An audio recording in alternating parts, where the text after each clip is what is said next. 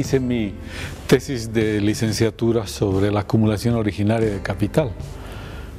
Se presentó en 1977, a medio año. Claro, era en cierto sentido una provocación, porque tenía un subtítulo que decía un enfoque marxista. Y todavía era la época de la dictadura en la universidad. Afortunadamente ya se había debilitado bastante la ofensiva dictatorial y había algunos amigos que colaboraban, entre ellos estaba Picucho Trigo, que era el profesor de historia, y por tanto no me fue tan complicado aprobar. Pero ahí estaba planteado algo que en realidad he seguido trabajando gran parte de mi vida. Era la forma en que se combinan, se articulan dos formas de producción en Bolivia. En esa época yo había pensado cómo el desarrollo del capitalismo en la minería, la construcción de una sociedad burguesa en los socavones de La Plata, a su vez se juntaba con una forma no capitalista que era el mundo de las haciendas. Y una de las cosas que agarré por ahí, porque tampoco trabajó mucho más, pero ahí estaba la idea en hueco, era una frase de Almaraz respecto a los varones de La Plata, que decía que cabalgaban entre dos mundos, entre el mundo de los señores y el mundo de los burgueses. Yo traté de ver eso, pero además en esos años, aunque a nosotros las cosas nos llegaban medio de refilón, finalmente la dictadura existía, la universidad no era pues en realidad una universidad, salvo uno que otro profesor, el resto era lo que era. En América Latina se discutía la articulación de los modos de producción. Claro, porque las ciencias sociales constataban que, a diferencia de lo que había visto Marx en el Capital, que era la construcción de un solo modo de producción, en América Latina había otros pequeños campesinos, además en la historia había habido esclavitud, formas serviles de producción. Entonces, ¿cómo eso entraba dentro del capitalismo? Entonces, claro, a mí me llegaban de refilón, no tenía profesores con los cuales discutir o con los cuales hablar, las obras de Ernesto Laclau, Gunder Frank, Cheramonti, en fin, todos estos tipos que estaban exilados en México, en algún lado, producían estas cosas que llegaban así medio en la clandestinidad, y que claro, que era a veces muy difícil de descifrar cuál era el sentido de ese debate, que quizás si uno hubiera estado en la UNAM o en París 7 hubiera sido posible, porque ahí estaban Althusser, Poulenc, tipos que escribían y producían esas cosas. Pero bueno, esa era la idea. Después seguí trabajando en esa cosa, ¿no? O sea, en la idea de la construcción del capitalismo en Bolivia y sus efectos. Cuando fui a estudiar historia en la Flaxo, en Ecuador, vi más bien la dimensión desde una perspectiva regional. ¿Qué había pasado con la construcción del capitalismo en la minería respecto a las regiones? Entonces, siguiendo ahí los lineamientos de Carlos Sempat, que decía que había un mercado interior poderoso alrededor de la actividad minera de Potosí, lo que él llamaba el espacio peruano, con lo cual trataba de refutar las teorías dependentistas que hablaban de un enclave. Él mostraba que había una red, no para decir Cochabamba. Cochabamba enviaba al mercado de Potosí harina de trigo. La tesis traté de estudiar dos casos. El caso de Santa Cruz, productora de azúcar, y el caso de Cochabamba, productora de harina de trigo. ¿Qué pasó cuando el capitalismo se consolidó y se transformó del capitalismo de La Plata en el capitalismo del estaño?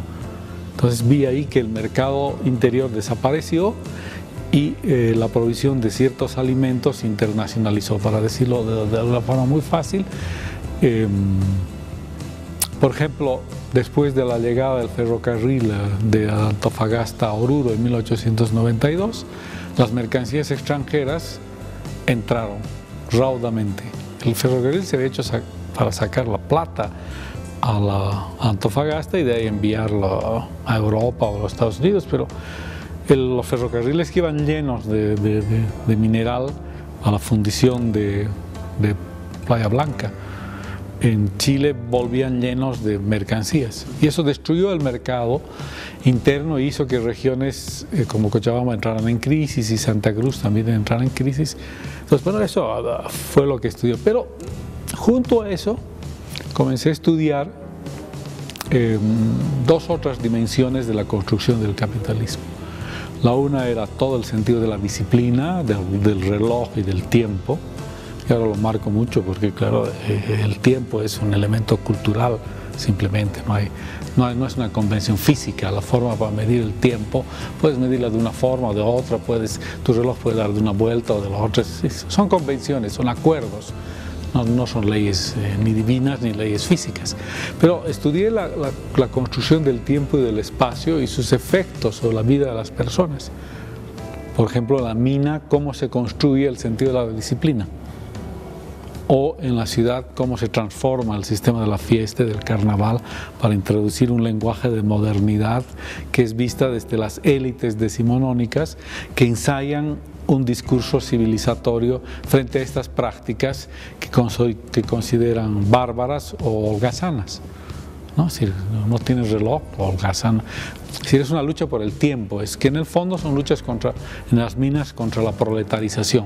La gente no quiere vender su fuerza de trabajo. Entonces, bueno, esa era parte de lo que había hecho, la acumulación originaria. Pero además vi cómo impactaba este proceso en las comunidades indígenas, ¿no? Con las leyes de Melgarejo, con las leyes de la desvinculación de 1874. Entonces, más o menos, lo que yo quería era tratar de entender cómo se había construido la república aristocrática, porque a mí no me terminaba de convencer aquella idea de que la nación se había construido en 1825. Para mí la nación se construyó a fines del siglo XIX, obtuvo una forma oligárquica. Y ahí estaba. Digamos, esas eran mis reflexiones en los años 90, ¿no? Si uno va mirando las cosas que publiqué este libro sobre Cochabamba y Santa Cruz, lo publiqué en la Flaxo del Ecuador, que era mi tesis, publiqué algunas otras cosas sobre las fiestas, publiqué en el ILDIS el socavón y el sindicato, que era una cosa sobre los mineros, cómo habían reconstruido, se había construido la clase obrera. Publiqué algunas cosas sobre Cochabamba y las comunidades indígenas, sobre el carnaval, formaba parte de eso. Desafortunadamente para mí, las condiciones académicas en Bolivia no son precisamente las mejores para quienes hacemos academia. Tenemos que sobrevivir de otras cosas. Y en los 90s, bueno, primero que me involucré en el tema de la administración burocrática, de la decanatura de economía del 92 al 95, porque había una oportunidad laboral, te pagaban por analizar esas cosas, en las universidades privadas te contrataban que estaban desarrollando sistemas de evaluación, había plata para esas cosas, entonces me metí casi 10 años en el tema de investigar la universidad y ahí produje algunas cosas con el Guido de la Cerda, la Krista Beis. Casi 10 años me olvidé de los temas de la historia, casi salí de la reflexión histórica, porque finalmente eso no te pagaba y había que vivir.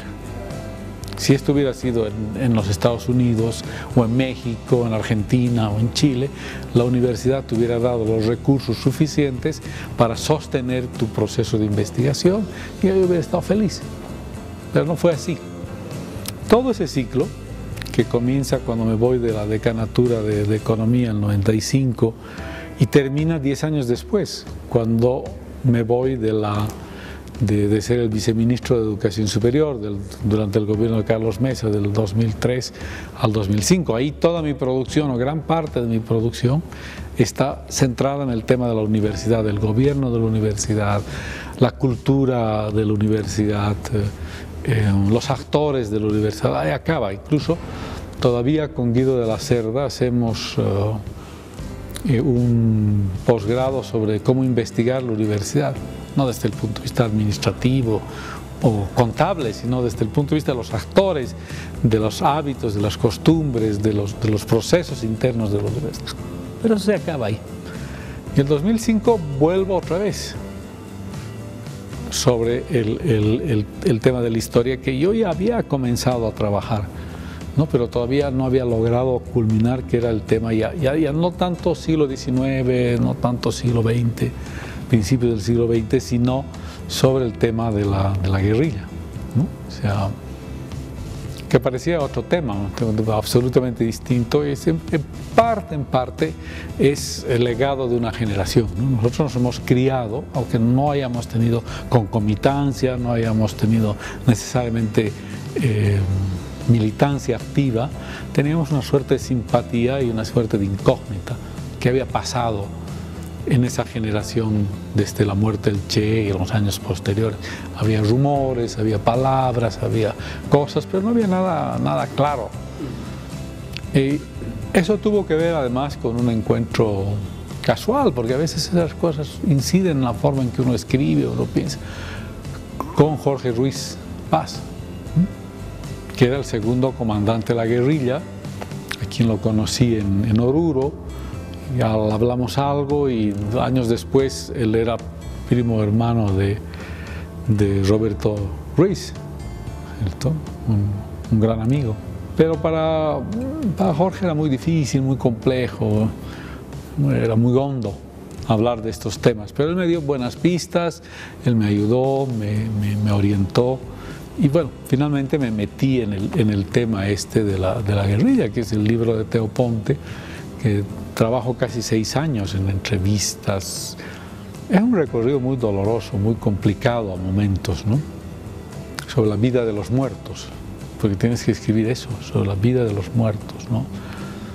Pero yo lo concibo no tanto como una épica, sino como una vida de seres humanos metidos en el drama de la guerrilla, ¿no? Y elijo el estilo de escribir no separándome, pero a veces dejando que el lector sea capaz de entender mis propios dramas, porque yo como historiador del presente estoy metido en un drama existencial, soy portador y poseedor de conocimientos, de verdades y de hechos, y a quién los transmito.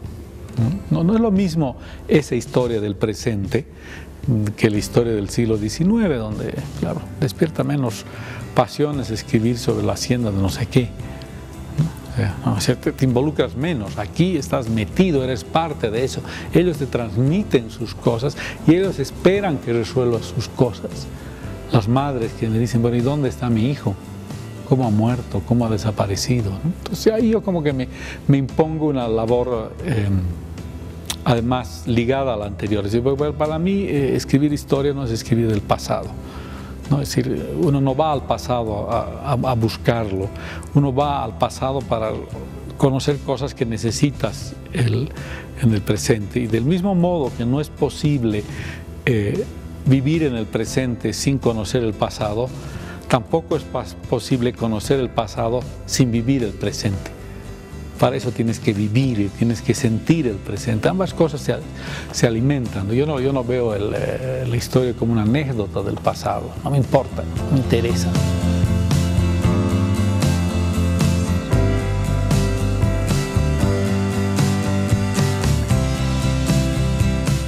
Cuando hago el texto de Teo Ponte, entonces termino metido en la vida de las personas, ¿sí? O sea, yo ayudo a buscar había 30 tipos que los militares habían eliminado y que estaban enterrados y que yo descubro dónde están enterrados y, bueno, trabajando en parte con el aparato del Estado, con las familias, se han recuperado ya varios de ellos, ¿no?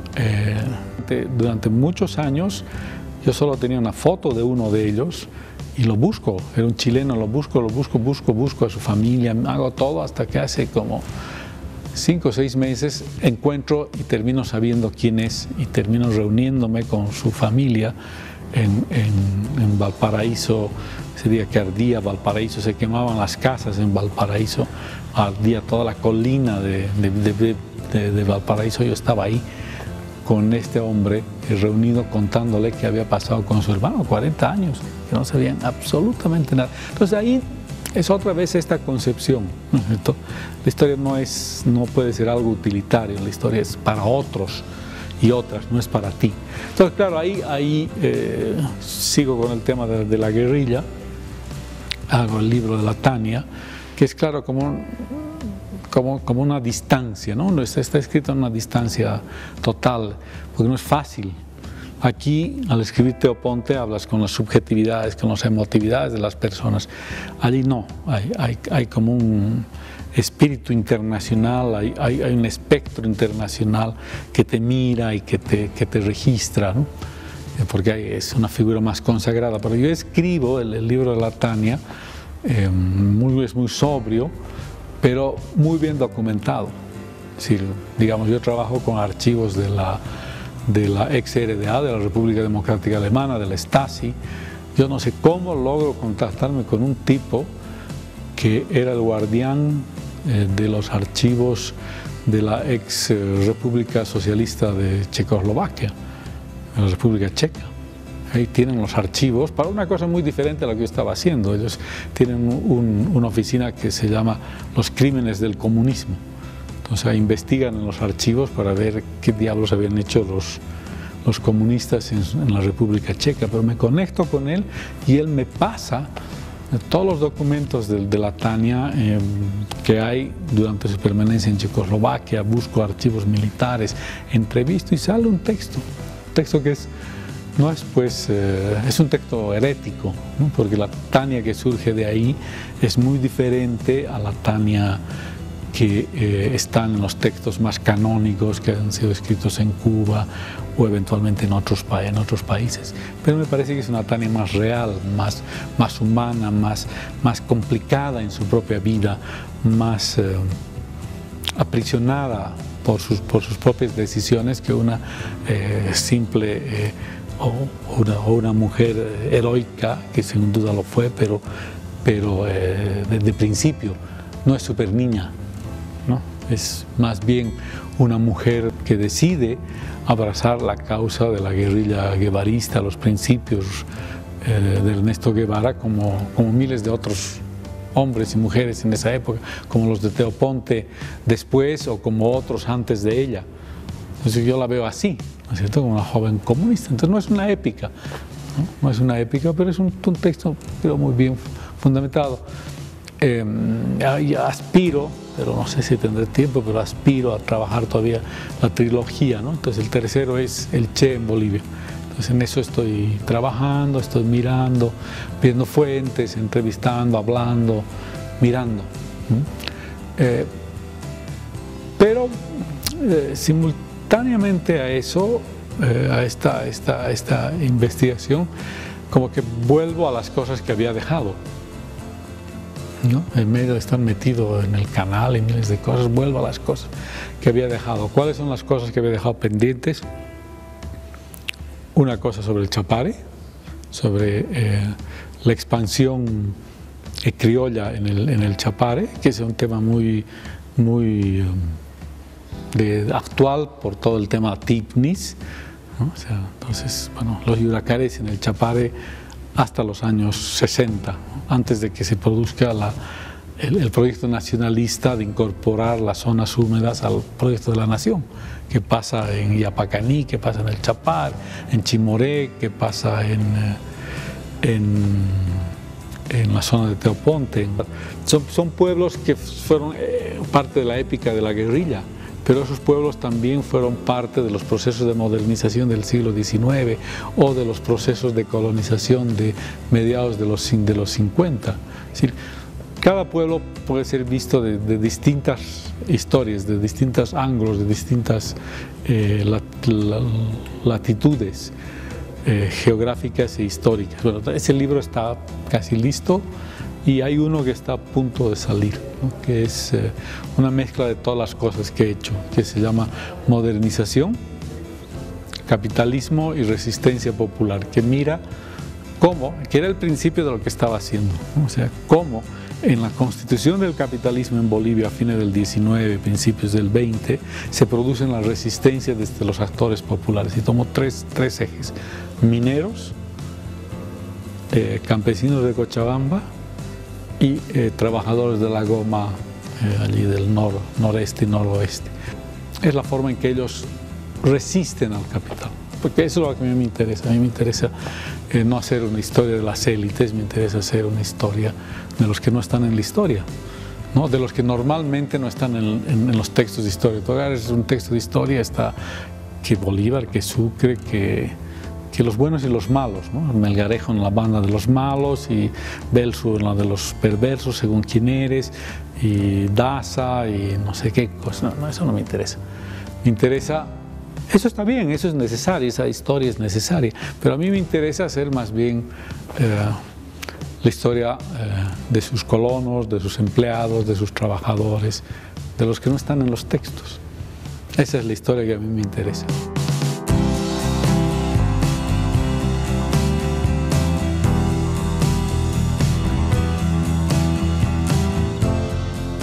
Claro, y en medio de todo esto, de esta otra historia, de una contrahistoria, es que escribo el texto sobre las mujeres de la coronilla, ¿no? Porque a mí me interesa sacarlas de la sacralización en que las meten las élites y devolverles un sentido más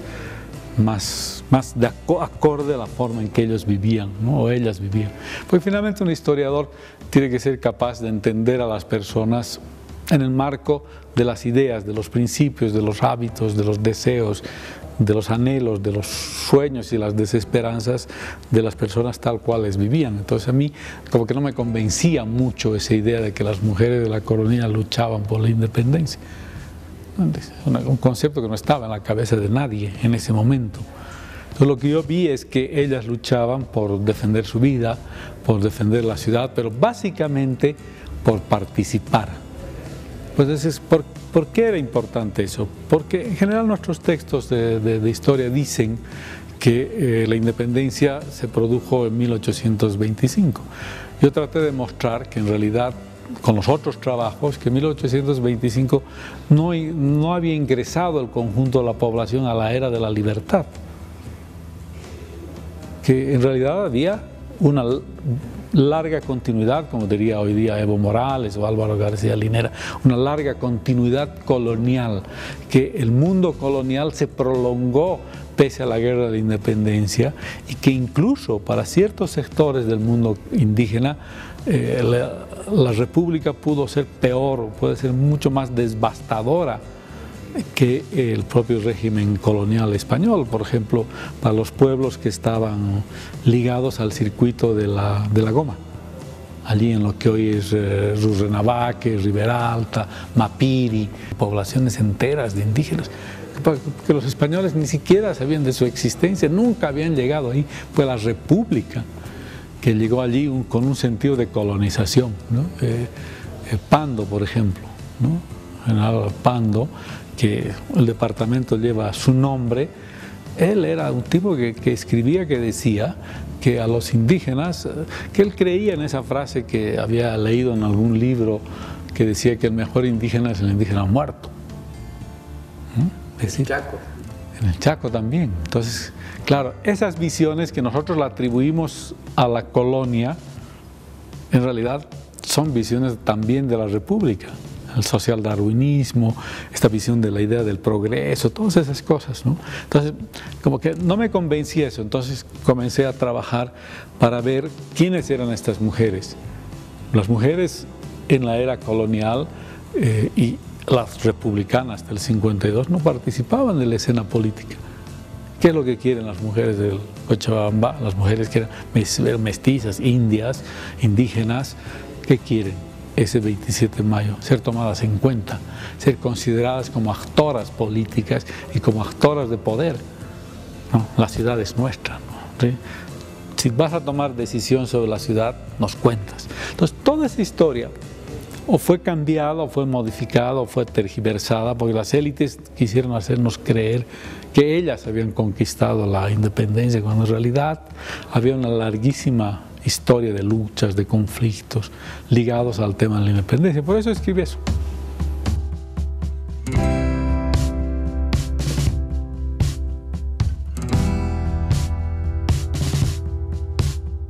No, aquí no había una larga. Yo comencé a hacer historia, venía de estudiar economía.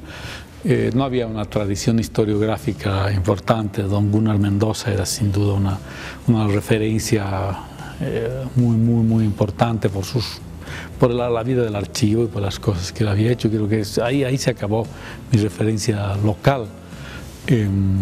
Yo fui muy influido por dos corrientes. Una, la marxista, formado en el marxismo, pero digamos una corriente muy particular del marxismo, que era el marxismo inglés, que eran los que decían la historia de abajo, o la historia social inglesa, ¿no? Hilton, Hobsbawm, Rudé sobre el tema de los motines. Uno que me influyó mucho era Thompson, Edward Palmer Thompson, E.P. Thompson, que escribió la historia de la clase obrera en Inglaterra. Sin ese libro yo no hubiera podido hacer el mío sobre los mineros, porque el mío sobre los mineros es una antilora, ¿no? Es más bien recuperar la experiencia de la clase, cómo se va formando la clase, ¿no? Pero eso lo había aprendido de E.P. Thompson, ¿no? También hubo varios ingleses que me influyeron, ¿ves? Pero también la escuela de las mentalidades, la escuela de Bloch, de Febvre, de Bobel, ¿cómo se llama el autor de Felipe II en el Mediterráneo?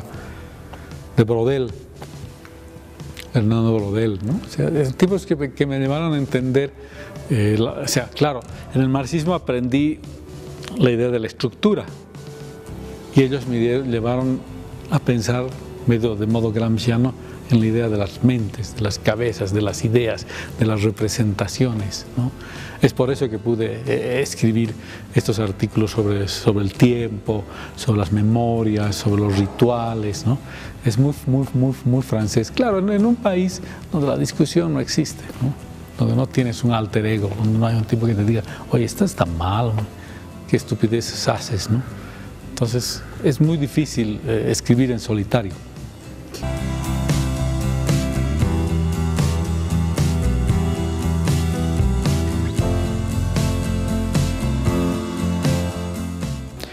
Bueno, sí, claro, a veces te invitan a algunos seminarios, a algunos talleres. He sido profesor durante muchos años en universidades chilenas y antes iba más, porque claro, sobre temas de guerrilla no hay exactamente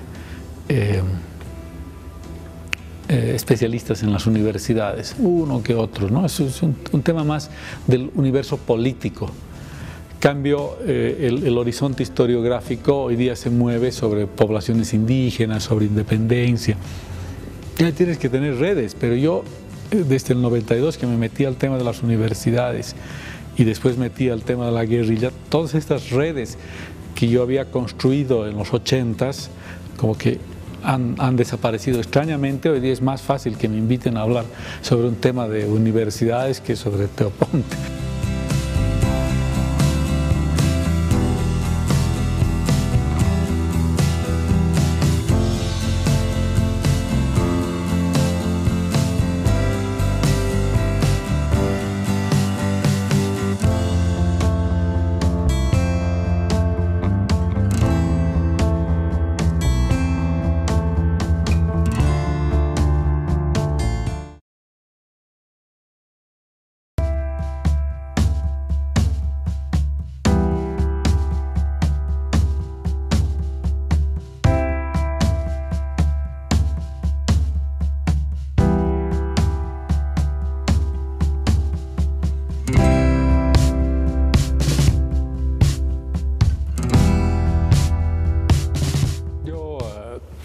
Hice mi tesis de licenciatura sobre la acumulación originaria de capital.